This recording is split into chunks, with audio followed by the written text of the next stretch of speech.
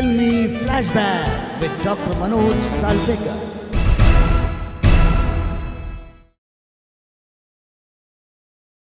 नमस्कार दोस्तों, आप सभी का स्वागत है फिल्मी फ्लैशबैक विथ डॉक्टर मनोज सालपेकर के इस नए एपिसोड में। आज हम बात करने वाले हैं एक ऐसे अदद कलाकार की, एक ऐसे ज़बरदस्त फनकार की जिसके बिना हिंदुस्तानी फिल्मों का संगीत शून्य है, अधूरा ही नहीं शून्य है। जी हाँ, 24 दिसंबर 1924 को पाकिस्तान के कोटला सुल्तानपुर में पैदा हुए उस गायक कलाकार के जिसे दुनिया मोहम्मद रफ़ी के नाम से जानती है। रफ़ी साहब के बचपन में उनके घर के पास एक फ़कीर गीत गाता हुआ आता था। लोग उसे पैसे दे दिया करते थे फ़कीर समझकर।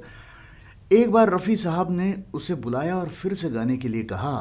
तब उस फ़कीर को ऐसा लगा कि ये पहली बार हुआ है जब किसी ने उस फ़कीर के गाने की ओर ध्यान दिया है, वरना हर एक तो उसे फ़कीर ही समझता था।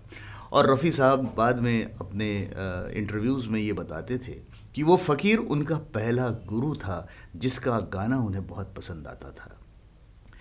उनके बड़े भाई, रफ़ी साहब के बड़े भाई, जो कि मोहम्मद दीन जिनका नाम था, वो एक कटिंग सैलून चलाते थे। लाहौर के नूर मोहल्ला में उनकी कटिंग की दुकान थी। वहाँ पे ये छोटे से मोहम्मद रफ़ी, जिनका उस समय नाम फ़ीकू हुआ करता था, उन्हें प्यार से फ़ीकू कहा जाता था, ये उस दुकान में बैठकर गाना गाया करते थे और लोग उनका गाना सुनने के लिए आते थे वहाँ पर। इतना खूबसूरत वो गाना गाते थे। तो इनके गाने के कारण उनके भाई के कटिंग की दुकान चल निकली। लेकिन उनके पिता हाजी अली साहब को रफ़ी साहब का ये गाना वाना बिल्कुल पसंद नहीं था।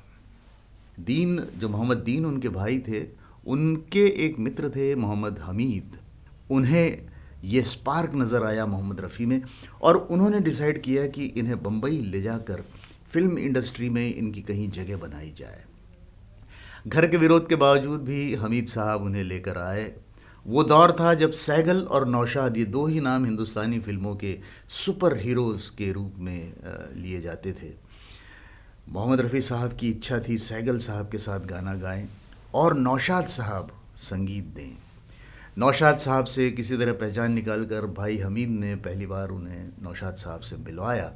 दोस्तों, जब नौशाद साहब ने उनका एक गाना रिकॉर्ड किया, रफ़ी साहब ने बहुत अच्छा वो गाना गाया। नौशाद साहब ने 10 रुपये इनाम दिया। उस समय नौशाद साहब के 10 रुपये की बख्शीश बहुत मायना रखती थी। लेकिन वो गाना होने के बाद नौशाद साहब ने कहा, अरे ये क्या बेटा, तुम्हारे पैर से तो खून निकल रहा है। तब तक रफ़ी साहब को ये भी नहीं पता था कि उनके पैर से खून निकल रहा है। उन्होंने कहा कि हमीद भाई ने नए जूते खरीदवा दिए हैं, वो थोड़े से टाइट हैं। तो उन्होंने कहा कि तुमने गाना कैसे गाया? रफ़ी साहब ने जवाब दिया कि मैं तो गाना गा रहा था, मुझे क्या पता खून निकल रहा है। कायल हो गए नौशाद साहब कि इतना समर्पित कोई कलाकार हो सकता है कि उसके बदन में कहीं दर्द है, खून निकल रहा है, लेकिन संगीत के आगे उसे कुछ पता नहीं। एक बार नौशाद साहब, एक फिल्म थी शाहजहां जिसका संगीत दे रहे थे। मोहम्मद रफ़ी नए नए थे। के.एल. सहगल साहब के उस फिल्म में गाने थे और उनके गाने की रिकॉर्डिंग थी। के.एल. सहगल साहब लीड सिंगर थे और नौशाद साहब ने एक लाइन उस गाने के लिए दी रफ़ी साहब को। बाकी कोरस में रफ़ी साहब गा रहे थे। वो गाना था, मेरे सपनों की रानी रूही रूही रूही रूही रूही रूही मेरे सपनों की रानी। सहगल साहब का ये गाना था और इसमें एक लाइन सिर्फ रफ़ी साहब ने गाई थी। गाने की आधी रिकॉर्डिंग हुई, बाकी दूसरे दिन रखी गई थी। सारे कलाकार निकल पड़े, रफ़ी साहब भी निकले स्टूडियो के बाहर। लेकिन नौशाद साहब जब बाद में बाहर निकले तो उन्होंने देखा कि रफ़ी सामने ही खड़ा है अकेला। उन्होंने रफ़ी साहब से पूछा कि भाई घर नहीं गए? तो बड़े प्यार से रफ़ी साहब ने जवाब दिया कि मेरे पास जाने के लिए पैसे नहीं हैं और वैसे भी कल और रिकॉर्डिंग है, तो मैं सोचता हूँ रात यहीं गुजार दूँ कहीं, और आपसे मेहनताना भी नहीं मांग सकता क्योंकि गाने की रिकॉर्डिंग पूरी नहीं हुई है। नौशाद साहब ने ये सुना और उन्हें इतना प्यार आया रफ़ी साहब पर, और उनके दिल में रफ़ी साहब ने उस समय जो जगह बनाई कि ये कितना समर्पित कलाकार हो सकता है। वाकई रफ़ी साहब ने आने वाले समय में एक गायक के रूप में नहीं बल्कि एक अच्छे इंसान के रूप में अपनी जगह लोगों के दिलों में बनाई, और इसीलिए उनके चाहने वाले पूरी दुनिया में फैले हुए हैं। कई ऐसी कहानियाँ रफ़ी साहब के साथ जुड़ी हुई हैं जो ये दर्शाती हैं कि एक ज़बरदस्त गायक होने के साथ साथ एक बहुत ही बेहतरीन और समर्पित इंसान रफ़ी साहब थे। फिल्म जंजीर का एक गाना आप हम सभी ने सुना होगा, दीवाने हैं दीवानों को ना घर चाहिए, ना घर चाहिए, मोहब्बत भरी एक नज़र चाहिए, नज़र चाहिए। इस गाने की रिकॉर्डिंग लता जी के साथ में रफ़ी साहब कर रहे थे। उस समय उनकी तबीयत थोड़ी सी नासाज थी। गाने की रिकॉर्डिंग हो गई, लेकिन लता जी को ऐसा लगा कि फिर से रिकॉर्डिंग होनी चाहिए, और रफ़ी साहब की तबीयत ठीक नहीं थी। उतने में इस गीत के जो लेखक थे कवि गुलशन बावरा जी वहाँ पर आए, और उन्होंने पूछा रफ़ी साहब से, तो रफ़ी साहब ने कहा कि हाँ रिकॉर्डिंग तो हो गई और अमिताभ बच्चन जी इस गीत को गाएंगे, ये समझकर मैंने गाना गाया। तो अब गुलशन बावरा ने कहा कि नहीं, स्क्रीन पर अमिताभ बच्चन नहीं गा रहे हैं, मैं खुद गा रहा हूँ, यानी गुलशन बावरा जी पे ये गाना रिकॉर्ड शूट होना था। तो रफ़ी साहब एकदम से तैयार हो गए फिर से इस गाने के रिकॉर्डिंग का टेक लेने के लिए, और लता जी से कहा कि चलिए फिर से करते हैं। अपनी तबीयत नासाज है, ये सारी चीज़ें वो भूल गए, और फिर से उन्होंने उस गीत को गाया और कहा कि अब की बार मैं गुलशन बावरा पर गाना शूट हो रहा है उस हिसाब से गाऊंगा। किस कलाकार पर गीत शूट हो रहा है, फिल्माया जा रहा है, उसके हिसाब से वो गाना गाया करते थे। बहुत ही मशहूर संगीतकार, बहुत ही मुलायम सुरों के संगीतकार रवि साहब के लिए भी रफ़ी साहब ने बहुत प्यारे प्यारे गाने गाए। एक बार फिल्म काजल का एक गाना था साहिर साहब का लिखा हुआ, और वो जो गीत था उस गीत के साथ कुछ परेशानियां ऐसी थी कि एक तो वो राजकुमार साहब पर फिल्माया जा रहा था। अब रवि साहब का ये मानना था कि राजकुमार कोई ऐसे रोमांटिक हीरो नहीं है जिनके ऊपर फिल्माए गए गाने लोग यूं ही पसंद कर लें, तो वो थोड़े से स्केर्ड थे, थोड़े से अप्रेंशंस थे, उन्हें संकोच था।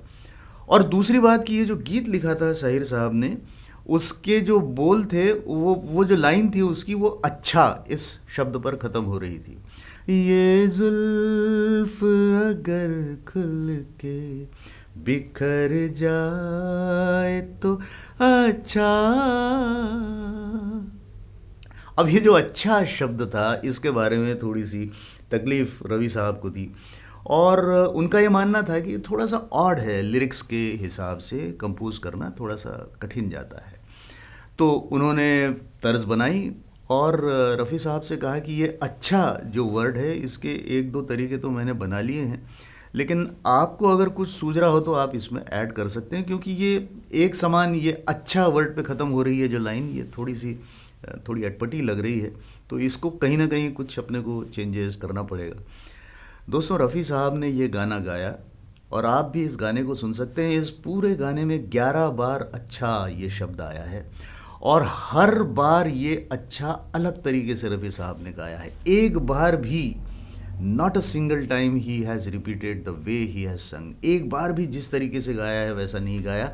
हर बार अपने तरफ से रफ़ी साहब ने इस गीत को इम्प्रोवाइज़ किया। ग्रेट सिंगर, एक बहुत ज़बरदस्त सिंगर, एक बहुत ज़बरदस्त गायक। राज कपूर साहब ने उनके साथ कोई बहुत ज़्यादा काम नहीं किया, मुकेश साहब उनके पसंदीदा गायक थे, लेकिन जब उनकी बेटी रीतू का विवाह था तब उसकी विदाई के समय मोहम्मद रफ़ी साहब विशेष अतिथि के रूप में उपस्थित थे, और वो जो मशहूर गाना है बाबुल की दुआएं लेती जा, इस गीत को उन्होंने उस समय गाया था। दोस्तों, वो एक ज़माना था जब फिल्मी कलाकार बहुत ज़्यादा समर्पित हुआ करते थे। ख़ास तौर पर रफ़ी साहब की अगर हम बात करें, उनके जैसा कलाकार होना बहुत मुश्किल है। आज बहुत जगह ये मांग उठती है कि रफ़ी साहब को भारत रत्न का दर्जा दिया जाए, लेकिन मुझे ऐसा लगता है कि रफ़ी साहब के लिए तो ये मांग वैसे बहुत छोटी है। भारत रत्न का दर्जा तो उन्हें मिलना ही चाहिए, लेकिन वो तो विश्व रत्न है। इस पूरी दुनिया में उनके जैसा ज़बरदस्त गायक नहीं हुआ होगा। तो आइए दोस्तों, आने वाली 24 यानी कल 24 दिसंबर को उनकी जन्मदिन की बधाई उन्हें देते हैं। और मोहम्मद रफ़ी साहब की आवाज़ हमेशा ज़िंदा रहे, हम सारे लोगों को इंस्पायर करते रहे और आने वाली पीढ़ी रफ़ी साहब से सीखे बहुत सारी चीज़ें। इसी दुआ के साथ आज के इस कार्यक्रम को यहीं पर रोकते हैं। हमारा ये ऑर्गेनिक ऑथेंटिक इन्फोटेनमेंट इसी तरह आप पसंद करते रहिए, लाइक करते रहिए, शेयर करते रहिए। फिर मिलेंगे साल के आखिरी कार्यक्रम में अगले हफ्ते। तब तक के लिए गुड बाय।